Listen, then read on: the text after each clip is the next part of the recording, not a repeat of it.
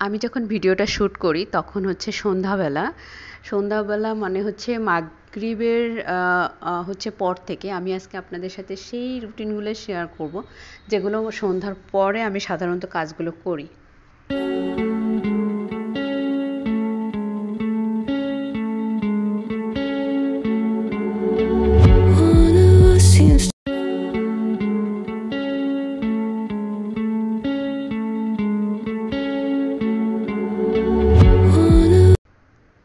বিকালে বাচ্চারা খেলে, যখন ওরা খেলে তখন আমি কোথায় কি নষ্ট করতেছে, শুধুমাত্র ওরা আঘাত পাচ্ছে কিনা বা বাসার কোনো কিছু ক্ষতি করতেছি কিনা সেইটা শুধু আমি খেয়াল রাখি। বাকিগুলো যা ইচ্ছা তাই করে, যেমন মন চায় তেমনই করে। খেলনা দিয়ে যেমন মন চায়, খেলনা দিয়ে খুব একটা খেলে না। এখন দেখা যায় যে ওরা হচ্ছে একটু বড় হয়েছে, একজন আরেকজনের পিছনে লেগে থাকে, ঝগড়াঝাটি করে। আর হচ্ছে খেলনা দিয়ে একজন খেললে আরেকজন এসে ঝগড়া করে। এদের খেলা এখন এটা, মানে ঝগড়াটাই হচ্ছে এখন ওদের খেলা। তো যাই হোক, বিকালবেলা আমি কিচ্ছু বলি না, ইচ্ছা মতো খেলে, যা ইচ্ছা তাই করে। আমার মাগরিবের আজানের পরে সেটা ওদের একদমই স্টপ হয়ে যায়, খেলা বন্ধ, সেই খেলনাগুলো গুছা রাখতে হয়। আমি আজকে 2 দিন আগে ওর কিছু শার্ট ক্লিন করে রাখছিলাম, সেগুলো দেখি যে জমা হয়ে গেছে 4টা। তা ভাবলাম যে এগুলো এক্সট্রা কাপড় বাইরে বের হওয়া মানেই হচ্ছে আমার মাথায় এগুলো জমা হয়ে থাকে আর দেখতে অসুন্দর লাগে, আর ও শুধু ঢিলায় ঢিলায় রাখে, ও স্তূপের মতো হয়ে থাকে। তাই আমি ভাবলাম ওখান থেকে শার্ট 4টা সরায় ফেলি, তাহলে কিছু স্পেস সেভ হবে। 4টা শার্ট আমি ইস্ত্রি করে আলমারিতে রেখে দিছি, এগুলো সে অফিস যায়। আর হচ্ছে আমাদের খাবারের নিয়মটা হচ্ছে আমি মাগরিবের নামাজ পড়েই ভাত খাই, মানে সন্ধ্যায় থেকে আমাদের খাবারটা মোটামুটি হয়ে যায়। তো এখন অনেক সময় আমার হাজবেন্ড অনেক দেরিতে আসে, ওর খাবার অনেক লেটে খায়।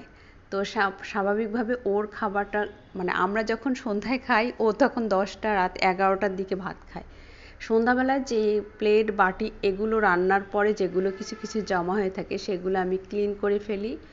তারপর হচ্ছে 10টার আগেই আমি বিছানাটা গুছায় রাখি, যেন বেডটা গুছানোর কারণ হচ্ছে যে এদেরকে ভাত খাওয়ানোর পরে ব্রাশ করায় দিয়ে আমি বলি যে যাও তোমরা বিছানায় যাও। তো এদিকে যদি আমি বিছানাটা ঠিক না করি তাহলে ওরা দেখা যায় যে এলোমেলো বিছানায়, ওই যে বিকালবেলা যে খেলছে, খেলার মধ্যে এটাও একটা পার্ট হয়ে যায় যে বিছানায় উঠে লাফালাফি করা। আজকে সন্ধ্যাবেলায় আমি হচ্ছে চিংড়ি মাছ দিয়ে করলা ভাজি করছি। এই খাবারটা আমার অনেক পছন্দ। এটা যখন আমি যেদিন রান্না করি সেদিন আমার, এবং আপনারা হয়তো আমার ভিডিও তো দেখে থাকবেন যে করলাটা আমার বাসায় যদি আমি রান্নাবান্না শেয়ার করি তাহলে ম্যাক্সিমাম সময় সপ্তাহের 5 দিনে এই খাবারটা আমাদের বাসায় রান্না হয়। যে চিংড়ি মাছ দিয়ে হয় তা না, এটা এমনি শুধু ভাজি করলেই আমরা দুইজন অনেক পছন্দ করে খাই। তো আজকে বিকালবেলা আমি একটা খাবার রান্না করে রাখছিলাম, আর হচ্ছে সন্ধ্যাবেলায় চিংড়ি মাছ দিয়ে এই করলা ভাজি করছি। এটা করলাটা হচ্ছে ছোট বলেন আর বড় বলেন, এটা একটুকু তিতা লাগে না, যেভাবেই রান্না করি আমাদের অভ্যাস হয়ে গেছে হয়তোবা। আর আমার কেন জানি মনে হয় যে এটা অনেকের মেন্টাল সেট আপ হয়ে যায় যে করলা আসলে খেতে তিতা লাগে। আমার একটা যে বাসায় যেগুলো রান্না হয়, যে আমার বাচ্চা পিচ্চিটা ও চিংড়ি মাছ খায় না, করলা খাবে না, ওখানে শুধু আলু বেছে বেছে দিতে হয়। আর হচ্ছে এক একজনের মানে রুচি এক এক রকম, তো সেভাবেই ট্রিট করা হয়। তার ডাজেন্ট মিন যে 4 জনের রুচি অনুযায়ী 4 পদে রান্না করা হয় একরকমই। আমি চেষ্টা করি যে তারা সব কিছু খেয়ে অভ্যস্ত হয়ে যাক।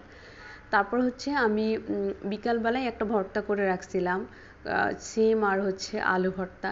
আর যদি বাসায় ভর্তা থাকে তাহলে তো আমার অন্য কোনো তরকারির প্রতি কোনো আবেগই কাজ করে না। এমন হয় যে যদি আমি অবশ্য ভর্তা যেটাই রান্না করি না কেন, একটা ঝোলের তরকারি থাকে, একটা ভাজি থাকে, একটা ভর্তা থাকে, এগুলো হচ্ছে আমার বাসার একদমই নিয়মিত রান্না।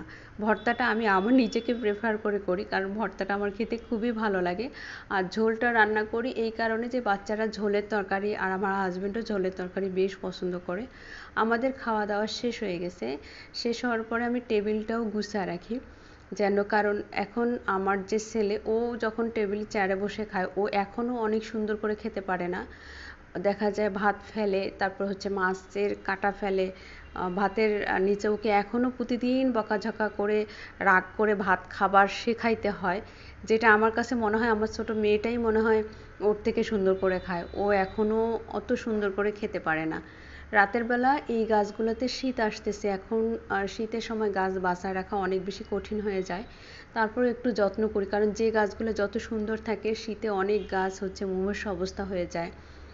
তো রাতের বেলা একটু পানি দিতে হয়, কারণ শীতে গাছের মাটি অনেক শুষ্ক হয়ে যায়, অনেক শুকায় যায়, তাই এভরিডে ওটা পানি দিতেই হয়।